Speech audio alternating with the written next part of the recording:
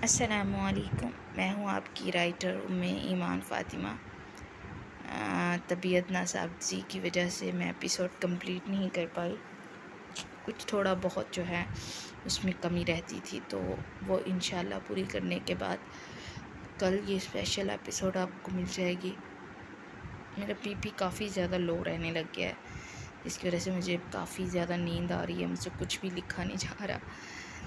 तो मेरे लिए दुआ कीजिएगा। इसके अलावा बहुत ही मुश्किल वक्त है ये। तो आप सब से बहुत ज़्यादा रिक्वेस्ट है कि मेरे लिए अल्लाह पाक से दुआ कीजिए कि अल्लाह पाक मुझे सेहत व तंदरुस्ती वाला बेबी दे। और मेरी छोटी बेटी जो है वो अगले मंथ साल की हो जाएगी, तो उसकी काफ़ी ज़्यादा टेंशन है मुझे, क्योंकि उसको काफ़ी ज़्यादा चिड़चिड़ापन हुआ है। उसे कुछ दांत वगैरह निकाल रही है, इस वजह से हर दूसरे दिन बुखार और मोशन वगैरह लग जाते हैं, जिससे वो काफ़ी वीक हो जाती है। तो फिर सारा दिन बस उसके पीछे पीछे।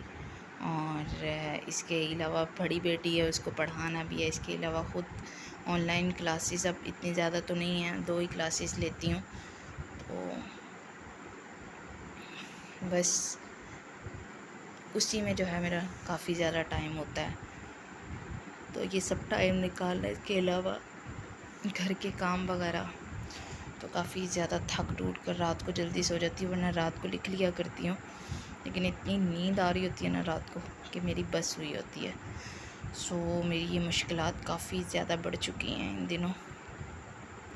तो आराम करना भी आपको पता है इस हालत में ज़रूरी है, तो इसलिए मैं आजकल आराम को ज़्यादा तरजीह दे रही हूँ और पुराने नावल्स को सेंड कर देती हूँ। वो तो चलो एडिट पे लगा कर मैं रख देती हूँ, तो वो सारा दिन होता रहता है आहिस्ता आहिस्ता। तो इसके अलावा बाकी लिखना, फिर उसको पढ़ना, फिर उसके अंदर जो थोड़ी बहुत कमी कोताही होती है उसको ठीक करना, तो ये सब करते करते काफ़ी टाइम लग जाता है। तो इसीलिए एपिसोड काफ़ी लेट हो रही थी, वरना मैंने सोचा था कि मैं छोटी एपिसोड दूँ, चाहे रोज़ दे दूँ, लेकिन वो भी नहीं कर पा रही हूँ। मगर नेक्स्ट कुछ दिन में शायद कुछ रातें लंबी हो जाएगी, तो थोड़ा बहुत शायद दे दूँ। और मैं चाहती हूँ कि ये नावल 1 मंथ में ख़त्म कर डालूँ। तो आप मेरे लिए दुआ कीजिए कि मैं अपने इन इरादों में कामयाब हो जाऊँ। सो अब बिना किसी तौक़ीफ़ के आप एपिसोड को रीड कीजिएगा, और इसके अलावा मुझे कमेंट बॉक्स में बताइएगा कि किस किस को शादी स्पेशल एपिसोड का इंतज़ार है। और आपके ख़्याल में पिछली एपिसोड में जो आखिर में हुआ जुनैद के साथ, तो जुनैद को बचा होगा ज़िंदा कि नहीं, ये भी ज़रूर बताइएगा आपका इसके बारे में क्या ख़्याल है। और जुनैद के सुधरने के चांसेस आपके नज़दीक कितने हैं कि अगर वो ज़िंदा है तो ये सब बताया करें और अप्रिशिएट किया करें कमेंट में, सिर्फ़ पढ़कर निकल ना जाया करें। और इसके अलावा आप लोगों के बहुत ज़्यादा कम व्यूज़ हो गए हैं, तो प्लीज़ मेरे जो है चैनल को सब्सक्राइब भी कीजिएगा और व्यूज़ भी जो है बढ़ाने में मदद कीजिए यार। लोगों को सेंड कर दिया करें कि भई आप भी पढ़ें इस नावल को, तो बस इतना कर दिया करें ताकि मेरा भी कुछ फ़ायदा हो जाए। और मेरा जो हाथ इतना आजकल तंग है, तो बस आप तो जानते हैं मुल्क के हालात कैसे हैं, सबका यही हाल है। अल्लाह सब पर रहम फरमाए। बाकी डॉक्टर्स तो कसाई बने हुए हैं, मैं तो सोच रही हूँ कि भाई डॉक्टर ही बन जाना चाहिए हर एक को। अच्छी खासी छिल उतारते हैं बंदे की, कभी ये टेस्ट करवा लो, कभी वो टेस्ट करवा लो, कभी ये यहाँ से अल्ट्रासाउंड करवा ले जाकर।